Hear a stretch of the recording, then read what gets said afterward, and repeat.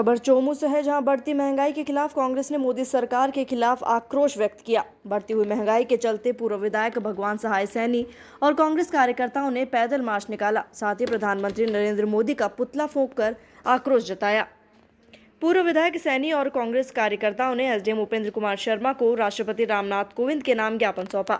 पूर्व विधायक भगवान सहाय सैनी ने कहा कि मोदी सरकार ने महंगाई को कम करने का वादा किया था, लेकिन आज इसके विपरीत हो रहा है। देश में पेट्रोल, डीजल, रसोई गैस, खाद्य पदार्थ, सोयाबीन तेल, सरसों तेल के दामों में भारी बढ़ोतरी हो रही है, जबकि कच्चे तेल के दाम बहुत ही कम होने के चलते पेट्रोल, डीजल के दाम में रोजाना बढ़ाए जा रहे हैं। यदि ऐसे ही महंगाई वृद्धि होती रही तो आम जनता को 2 वक्त की रोटी खाने के लाले पड़ जाएंगे।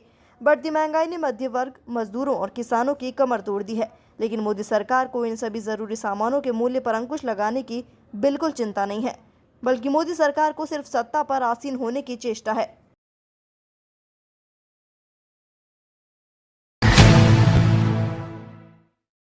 खबर चूरू से है, जहां जिला मुख्यालय स्थित रेलवे कॉलोनी में बना श्री बैकुंठ मुक्तिधाम में छोटे छोटे बच्चों द्वारा एग्जॉस्ट फैन दान किया गया। यह दान इन बच्चों ने अपने जमा किए हुए जेब खर्च को इकट्ठा कर बैकुंठ मुक्तिधाम में दिया। इन्होंने हमेशा ही अपने नाना जी को परमार्थ में अपना हमेशा योगदान दिया है। उन्हें देखकर बच्चों के मन में भी परमार्थ की भावना जागी और बैकुंठ मुक्तिधाम में गोरखनाथ जी का धुना बना है, जिसके अंदर काफी दिनों से एग्जॉस्ट फैन की जरूरत थी। इन बच्चों ने मिलकर उस जरूरत को पूरा किया। बचपन से ही धर्मार्थ की भावना इन बच्चों के मन में जागृत है। आशा करते हैं कि भविष्य में भी सबकी मनोकामना पर उपकार करने की इच्छा इन बच्चों में हमेशा रहे।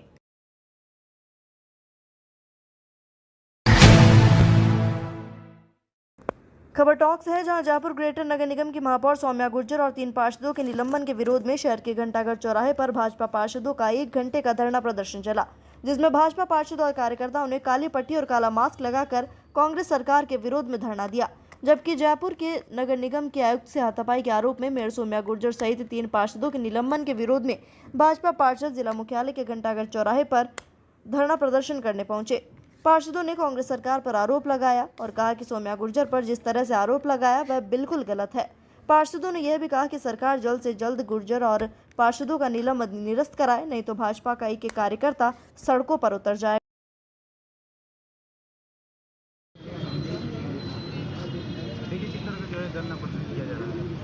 देखिए, ये धरना हमारे जयपुर ग्रेटर नगर निगम की महापौर आदरणीय सौम्या जी को जिस प्रकार से कांग्रेस की गहलोत सरकार ने अलोकतांत्रिक तरीके से और म्युनिसिपल एक्ट के विरुद्ध में जाकर के उनको सस्पेंड किया रात को 12 बजे, इससे लगता है कि कांग्रेस सरकार सौम्या जी कार्यशैली से घबराई हुई थी और उसको घबराहट में ही रात्रि को इतनी जल्दबाजी में फैसला लिया गया है। जब तक भारतीय जनता पार्टी करता चैन से नहीं बैठने वाला, जब तक सौम्या जी को बहाल नहीं किया जा रहा, ये अभी तो केवल मात्र सांकेतिक धरने हैं। यदि सौम्या जी को जल्दी बहाल नहीं किया गया तो भारतीय जनता पार्टी का प्रत्येक कार्यकर्ता सड़कों पर उतरेगा और कांग्रेस की गहलोत सरकार की ईंट से ईंट बजाकर रख देगा। मैं आपके माध्यम से आदरणीय गहलोत साहब से निवेदन करना चाहता हूं कि ईश्वर उनको सद्बुद्धि दे और आदरणीय सौम्या जी को जल्दी से जल्दी बहाल करे। और हमारा जो संविधान है, बाबा साहब ने जो संविधान बनाया है, जिस संविधान पे हमारा भारत चल रहा है, जिस संविधान पे हमारी सरकारें चल रही है, उस संविधान की मर्यादा को ध्यान में रखते हुए मैं समझता हूँ कि निश्चित रूप से आदरणीय गहलोत साहब और कांग्रेस सरकार को तुरंत बहाल करना चाहिए। ये आज भारतीय जनता पार्टी पूरे राजस्थान में नगर परिषद, नगर निगम के चुने जनप्रतिनिधियों का एक धरना आयोजित किया है। इस निमित्त टोंक जिले में भी प्रत्येक नगर पालिका और टोंक में नगर परिषद के सभी चुने जनप्रतिनिधि आज इस घंटाघर परिसर में नगर परिषद के सामने धरने पर बैठे हैं। पूरे जिले में नगर पालिकाओं के पार्षद इसी तरह से धरने बैठे और ये धरने अनवरत चलते रहेंगे जब तक सौम्या जी बहाल नहीं होती। शैलेंद्र कुमार जैन। राजस्थान की गहलोत सरकार द्वारा जयपुर नगर निगम की महापौर डॉक्टर सौम्या गुर्जर का जिस प्रकार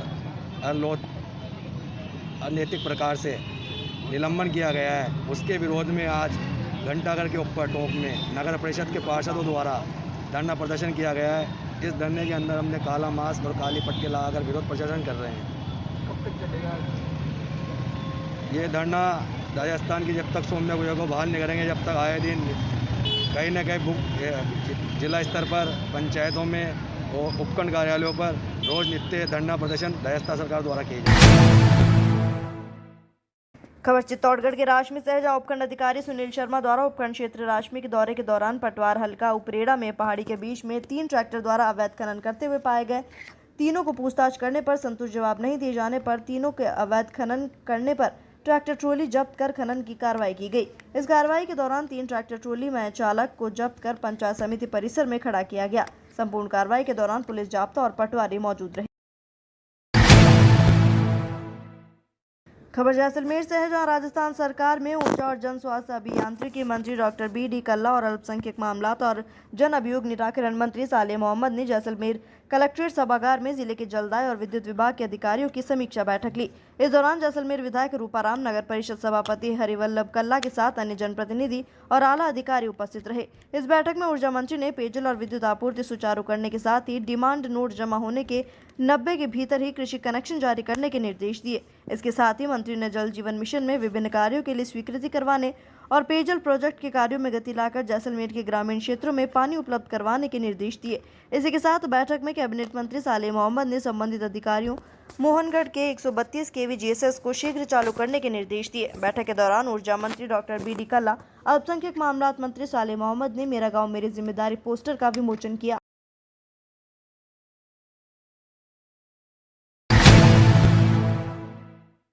खबर पावटा से है, जहां विराटनगर कस्बे के पंचवटी आश्रम में गुरुवार को अचानक उस वक्त हड़कंप मच गया जब पुजारी मंदिर की पूजा के बाद देर शाम परिसर में बने कुएं पर रखी शिला के ऊपर जा बैठा। अचानक उसकी पट्टी टूट गई, तेज आवाज के साथ धमाका हुआ और उस पर बैठा पुजारी कुएं के अंदर गिर गया। घटना की सूचना स्थानीय प्रशासन को दी गई। घटनास्थल पर विराटनगर थाना प्रभारी रामावतार मीणा पुलिस जाब्ते के साथ मौके पर पहुंचे। पुलिस और ग्रामीणों की मदद से कुएं में गिरे पुजारी को बाहर निकाला गया। गंभीर अवस्था में घायल पुजारी को तुरंत सामुदायिक स्वास्थ्य केंद्र विराटनगर लाया गया, जहां डॉक्टरों ने घायल पुजारी का इलाज चालू किया, लेकिन उपचार के दौरान ही उसकी मौत हो गई। चिकित्सकों ने शव का पोस्टमार्टम कर परिजनों को सुपुर्द किया। इस घटना पर नगरपालिका पार्षद रोमेश मिश्रा ने दुख जताते हुए पीड़ित परिवार को प्रशासन की तरफ से उचित मुआवजा देने की बात कही। परिवार की आर्थिक स्थिति सही नहीं है और परिवार के मुखिया की मृत्यु हो जाने के बाद परिवार के सामने आर्थिक संकट खड़ा हो गया। पार्षद ने क्षेत्र में खुले और असुरक्षित कुएं जो आमजन के लिए खतरा पैदा करते हैं, ऐसे स्थानों को चिन्हित कर त्वरित रूप से कार्रवाई करने की मांग की। कुएं में गिर गया है, इस बात पर मन थाना अधिकारी मैं जाब्ते के पंचवटी आश्रम पहुंचा। घटनास्थल पर वहां ग्रामीणों की मदद से उसको बाहर निकाला गया एवं त्वरित उसको CHC विराटनगर पहुंचाया गया, जहां उपचार के दौरान उसकी मृत्यु हो गई।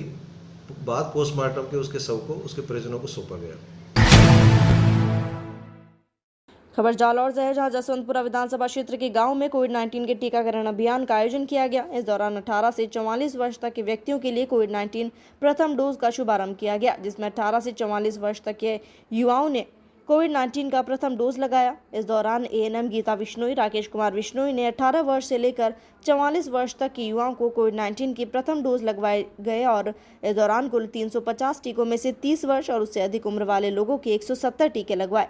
18 से 44 वर्ष तक की आयु तक कुल 180 टीकों का अभी तक टीकाकरण किया गया। इस दौरान चिकित्सा और स्वास्थ्य अधिकारी और प्राथमिक स्वास्थ्य केंद्र जसवंतपुरा टीम द्वारा कोविड-19 प्रथम डोज का टीकाकरण किया गया।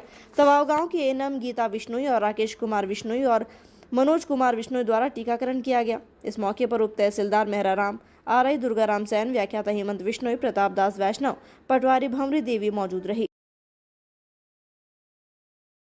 कितने एज के बच्चे को लगाया जा रहा है? ये 18 साल से ऊपर जो भी है, गर्ल्स मेल फीमेल सबके लगाया जा रहा है जी। और 18 से 45 का ये सेशन चल रहा है और इससे पहले वाले सेशन सारे 45 से प्लस के थे। अभी जो 18 अबव है। टीका लगाने से क्या फायदा है? मेनली टीका लगाने से आपकी इम्यूनिटी अच्छी रहेगी। कोविड वैक्सीन संक्रमण से आप बच सकते हैं और यदि आगे भविष्य में सपोज डेट आपको कोविड हो भी जाता है तो इससे क्या है कि यदि आपके वैक्सीनेशन हो रखा है तो आपकी इम्यूनिटी बनी रहेगी और इससे आपको ज़्यादा इफेक्ट नहीं पड़ेगा। आप निज माध्यम से कुछ ग्रामीण जन को कोई सा सूचना देना चाहते हो? यही कहना चाहता हूँ कि जो भी 18 साल से ऊपर है वो सारे के सारे टीके लगवा ले, जिससे कि आगे कोविड की संक्रमण जो 1-2 साल से है और आगे भी रहने के चांसेस है, तो जिससे ये कोविड के संक्रमण को केवल टीका ही एक माध्यम है जिससे अपन रोक पाएंगे।